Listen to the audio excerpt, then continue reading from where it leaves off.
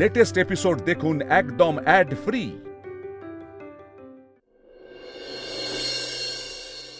আপনি আপনি এখানে কি করছেন? আমি তোমাকে বলেছিলাম না আজকের দিনটা খুব স্পেশাল হতে চলেছে। উনি না থাকলে আজকের দিনটা কি করে স্পেশাল হবে বলো?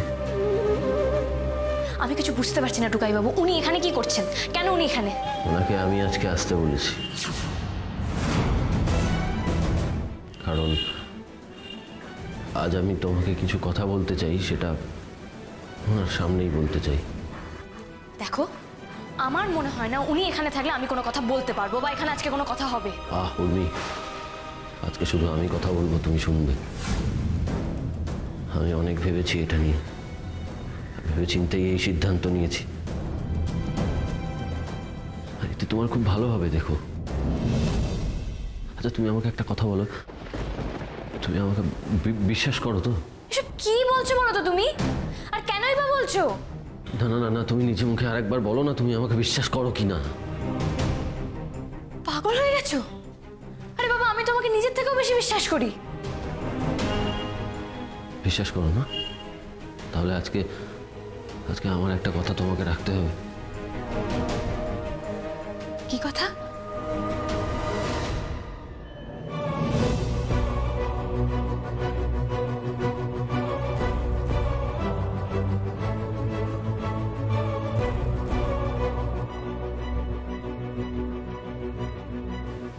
তুমি মিস্টার ভাটিয়াকে বিয়ে করো।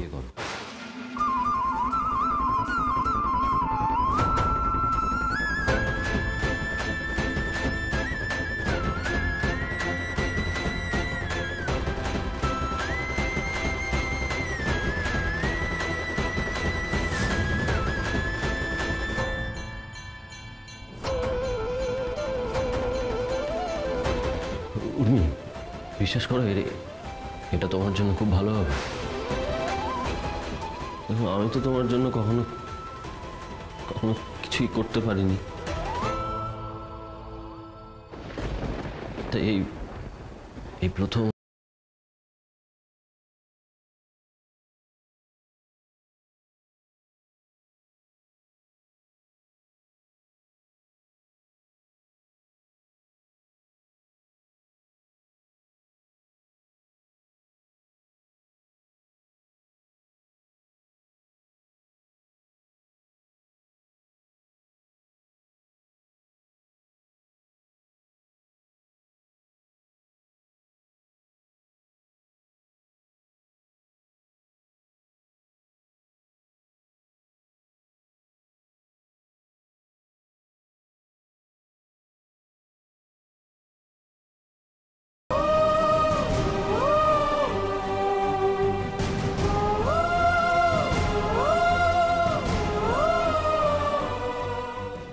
আমি তো কোনোদিনই তোমার ডানা হতে পারলাম না উর্মি,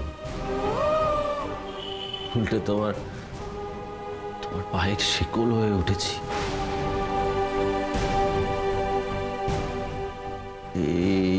এই কষ্টে, এই বাঁধনে আমি তোমাকে হার বেঁধে রাখতে চাই না, বিশ্বাস করো।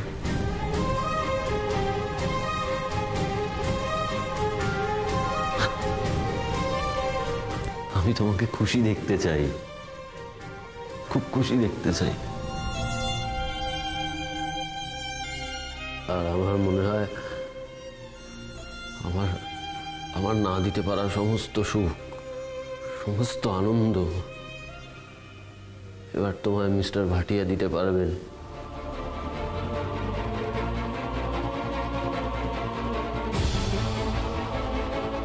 তাই তুমি দেখো, তোমার জীবনটা সুখের কাটবে মিস্টার ভাটিয়ার সঙ্গে।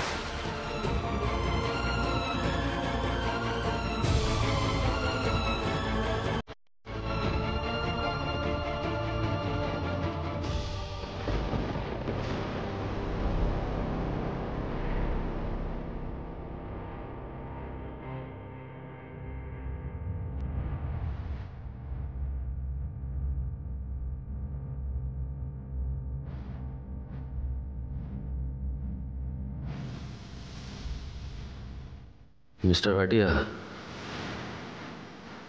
আপনাকে অনেক ভরসা করে আমি রেসপন্সিবিলিটি দিলাম।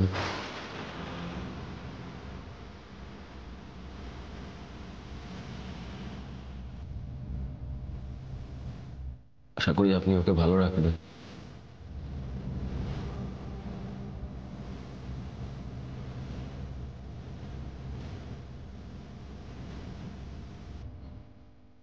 আপনি একদম চিন্তা করবেন না মিস্টার সরকার। আমি ওনাকে আমার নিজের থেকেও বেশি আগলে রাখব।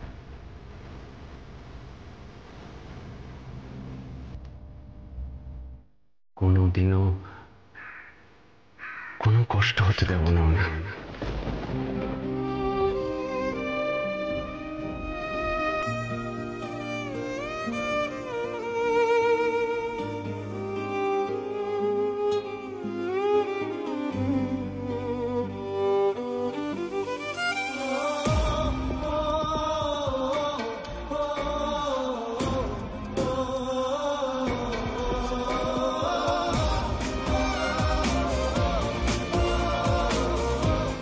বেশ, আমি তাহলে আসি।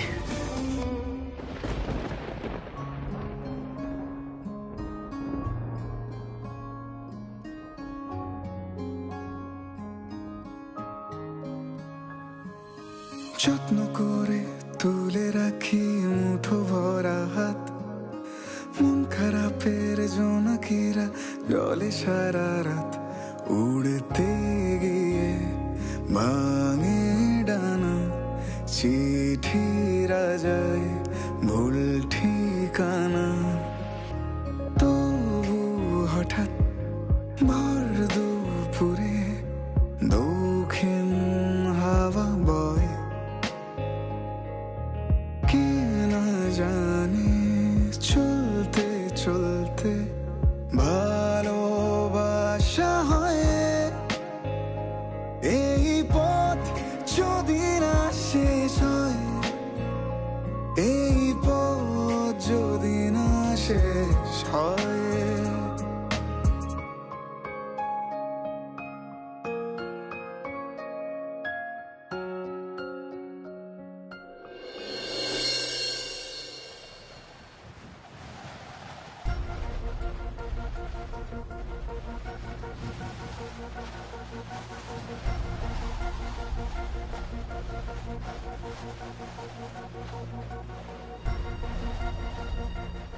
যদি আপনি রাজি থাকেন, আমি আপনাকে বিয়ে করতে চাইব। আপনারা কিন্তু এখন ফ্যামিলি প্ল্যানিংও করতে পারবেন না। এত বড় একটা অ্যাক্সিডেন্টের পর সেটা ইমিডিয়েটলি সম্ভব নয়, আর কবে পারবেন সেটুকুও বলা সম্ভব নয়। একজন গার্জেন আমাকে বলেছে যে আমি খুব ভালো মা হতে পারবো, কারণ আমি বাচ্চাদের সাথে খুব ভালোভাবে মিশে যাই। তাই বেশ, তো তোমার কি মা হতে ইচ্ছা করছে?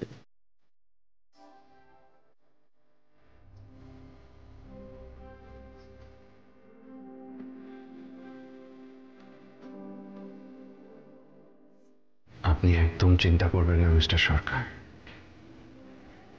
আমি ওনাকে আমার নিজের থেকেও বেশি আগলে রাখব।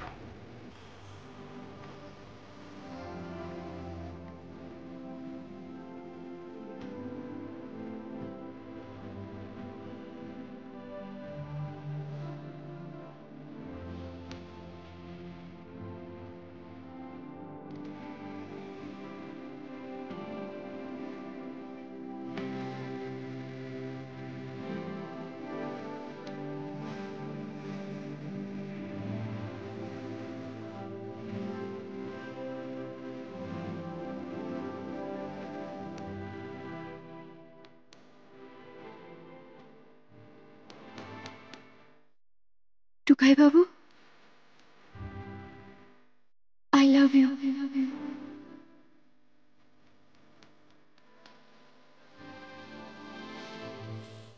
আজ এই সমুদ্রকে সাক্ষী রেখে আমি তোমাকে কথা দিচ্ছি, তুমি যেমন ভাবে আমাদের এই সংসারকে আগলে রাখবে, ঠিক তেমন ভাবেই আমাদের সম্পর্কের মাঝে কোনো তৃতীয় ব্যক্তিকে আমি আসতে দেব না।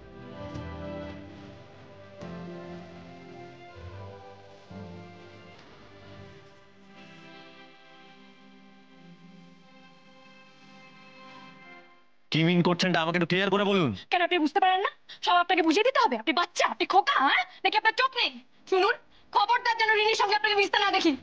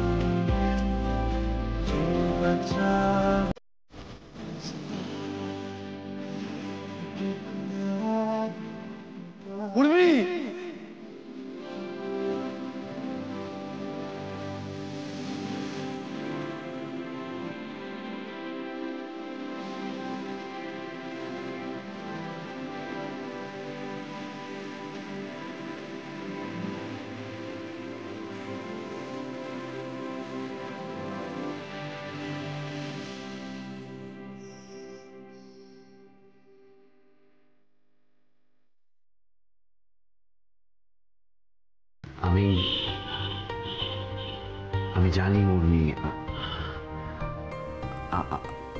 আপনাকে এই সব কথাগুলো হয়তো সামনাসামনি বললে ভালো হতো না। আমি বলতেও চেয়েছিলাম, আসলে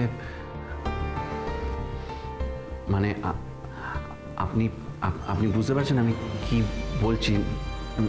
মিস্টার সরকার যেটা বললেন,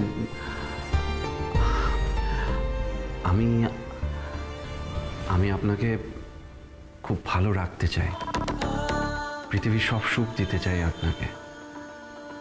আমি জানি আপনি আমার মেয়ের লাইফে খুব ইম্পর্ট্যান্ট, আর এখন আমার লাইফে। আসলে এই কদিনে আপনার সাথে একটা অদ্ভুত কানেকশন তৈরি হয়েছে। আমি আপনাকে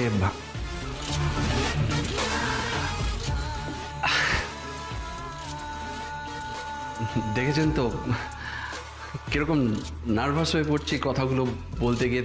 এই জন্যই আমি সব কিছু চিঠিতে লিখেছিলাম। আমি জানতাম যে আপনার সামনে এসে দাঁড়িয়ে এই কথাগুলোকে আমি গুছিয়ে বলতে পারবো না।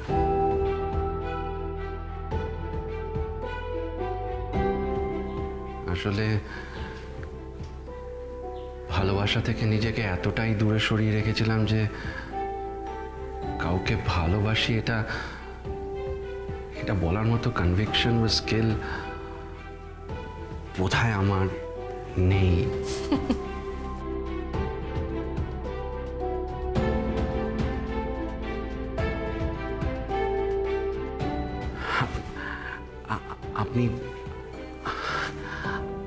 আপনি বুঝতে পারছেন না আমি কি বলতে চাইছি। মানে ভালোবাসার কথা বলাটা যতটা সহজ, ভালোবাসা কি সেটা ফিল করা ততটাই ডিফিকাল্ট। ঠিকই বলেছেন আপনি। আসলে জানেন তো মিস্টার ভাটিয়া, ভালোবাসলে না দুটো মানুষকে অনেক রকম পরিস্থিতির মধ্যে দিয়ে যেতে হয়। আসলে ভালোবাসা কি এটা বুঝতে না গোটা একটা জীবন লেগে যায়। আর যখন ভালোবাসার কথা হচ্ছেই, আপনাকে আমি একটা ভালোবাসার গল্প বলতে চাই। গল্প? হ্যাঁ, গল্প। গল্পে একটা মেয়ে ছিল, সে তার নিজের দুনিয়ায় নিজেই রাজকুমারী। ছোট থেকে যখন যেটা চেয়েছে সেটাই পেয়েছে। সব রকমের সুযোগ সুবিধা, ভালো ভালো জিনিস সবকিছুর মধ্যে দিয়েও বড় হয়েছে। কোনো কিছুর গুরুত্ব কোনোদিন বুঝতে পারেনি, কারণ না চাইতেই সবকিছু পেয়ে গেছে। তো ব্রেকফাস্ট টেবিলে যে অমলেট আর স্যান্ডউইচ ছাড়াও লুচি বা আলুর দমেরও কখনো জায়গা হতে পারে এ সম্বন্ধে ওর কোনো ধারণাই ছিল না। ফুচকার স্বাদ কেমন হয় সেই সম্পর্কেও কোনো আইডিয়া ছিল না। ভালো করে কলকাতা শহর ঘুরে দেখতে গেলে যে বাস, অটো, ট্যাক্সি, ট্রাম এগুলো কাঁচতলা এসি গাড়ির থেকে অনেক বেশি ভালো সেই সম্বন্ধেও কোনো আইডিয়া তো ছিলই না ওর।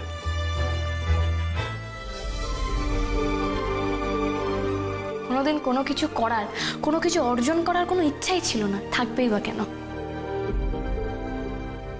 ওই যে সবটাই না চাইতে পেয়ে গেছিল। কিন্তু সাধারণত এই ধরনের গল্পের হিরোইনরা না সবকিছুতে নাম্বার 1 হয়, কিন্তু এই মেয়েটা ছিল সবকিছুতে একেবারে বিগ 0। যে কাজটাই করতে যেত তাতেই ফেল করতো, যাই করতে যেত সেখান থেকেই রিজেক্ট হয়ে যেত। এত বোকা ছিল, এইগুলোতেও ঠিক ছিল, নিজের মতো করেও ভালোই ছিল।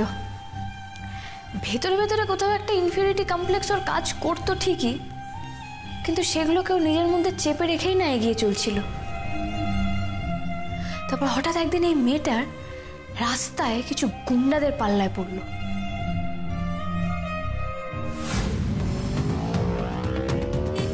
ওই গুন্ডাদের হাত থেকে বাঁচতে মেয়েটা প্রাণপণ দৌড়তে শুরু করলো।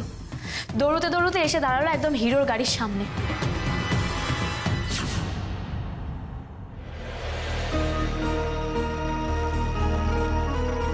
উঠে আসুন। হিরো সেদিনকে ওই মেয়েটাকে ওই সমস্ত গুন্ডাদের হাত থেকে উদ্ধার করলো।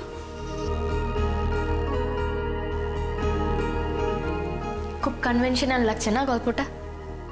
মনে হচ্ছে এবার তো হিরো হিরোইনের প্রেমটা হয়েই যাবে। না, সেসব কিছু হয়নি। প্রেম তো দূর, ওরা একে অপরকে পছন্দই করতো না। না তো ছেলেটা মেয়েটাকে পছন্দ করতো, না তো মেয়েটা ছেলেটাকে দু চোখে দেখতে পারতো। আপনি আমার সঙ্গে এরকম ভাবে কথা বলছেন কেন? আপনার মেজাজ সবসময় এভারেস্টের চূড়ায় থাকে, তাই না? আমার মেজাজ কোথায় থাকে তার উত্তর আপনাকে দেওয়ার প্রয়োজন মনে করছি না। দেখুন, আপনাকে আগের দিনই বলেছিলাম আমার সময়ের দাম আছে। কিন্তু এরই মাঝে মেয়েটা একটা খুব ভালো সিদ্ধান্ত নিয়েছিল জানেন। ঠিক করলো যে ও গাড়ি চালানো শিখবে। আর ছেলেটাই ছিল মেয়েটার ওই ড্রাইভিং ইনস্ট্রাক্টর। মন দিয়ে শুনবেন, আপনি যখন গাড়ি চালাচ্ছেন তখন আপনাকে মাথায় রাখতে হবে যে আপনি ছাড়া এই দুনিয়ায় সেই সময় আর কেউ চোখে দেখতে পায় না এবং কানে শোনে না।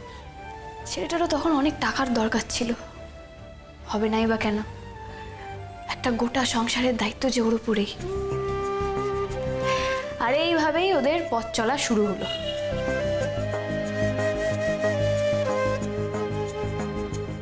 আর এই পথ চলতে চলতে একদিন এই মেয়েটা ওই খিটখিটে রাগী ছেলেটার মধ্যে না একটা খুব ভালো নরম মনের সৎ মানুষকে খুঁজে পেল।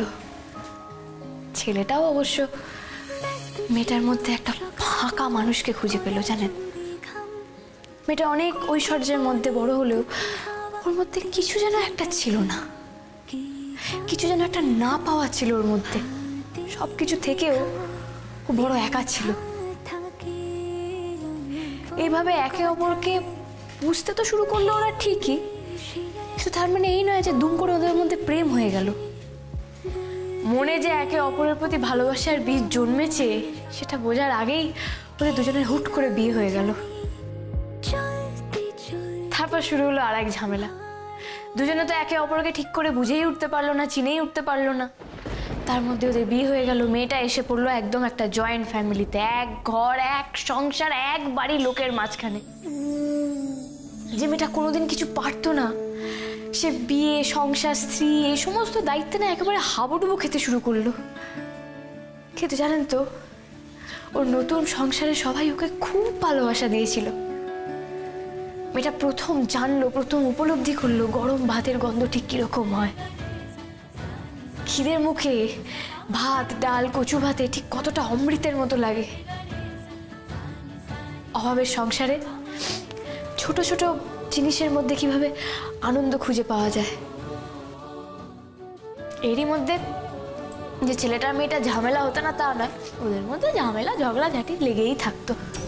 কিন্তু জানেন তো, আমরা না নিজেদের জন্য না পারফেক্ট কাউকে খুঁজতে চাই, কিন্তু পারফেক্ট বলে কি কিছু হয়?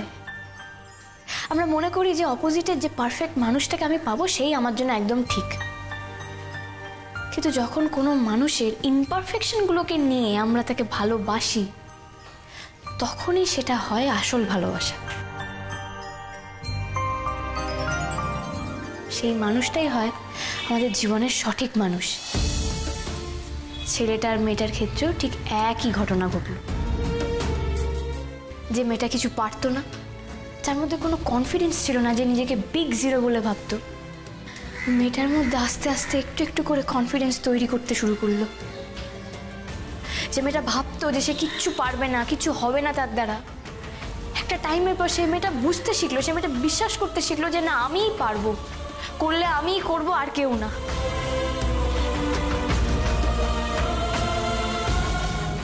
ভালোবাসা মানে না শুধু একে অপরকে প্রেমের কথা বলা না। সত্যিকারের ভালোবাসা মানুষকে মাথা উঁচু করে দাঁড়াতে সাহায্য করে, তাও সেটা একা নয়, অপরজনকে পাশে নিয়ে। একে অপরকে ছাড়া যেন কোনো এক্সিস্টেন্সই নেই। অপূর্ব একটা লাভ স্টোরি। আসলে আজকাল এরকম ধরনের লাভ স্টোরি দেখাই যায় না। এটা আমার ফেভারিট লাভ স্টোরি। ও আচ্ছা, তাহলে গল্পের শেষে কি হলো? জেনারেলি কেউ কাউকে ভালোবাসলে না তার কাছ থেকে অনেক কিছু আশা করে, এক্সপেক্ট করে। অপোজিটের মানুষটার কাছ থেকে অনেক কিছু তাদের দাবি থাকে, আশা থাকে। কিন্তু ভালোবেসে কেউ যদি কারোর জন্য ত্যাগ করতে পারে তাহলে সেটাই হচ্ছে ভালোবাসার চরম পরীক্ষা। আর সে ছেলেটা না ওই পরীক্ষাতে অনায়াসে পাশ করে গেল। আমার টুকাই বাবু এত কঠিন কাজটা অনায়াসে করতে পেরেছে। এটা আমার আর আমার টুকাই বাবুর লাভ স্টোরি।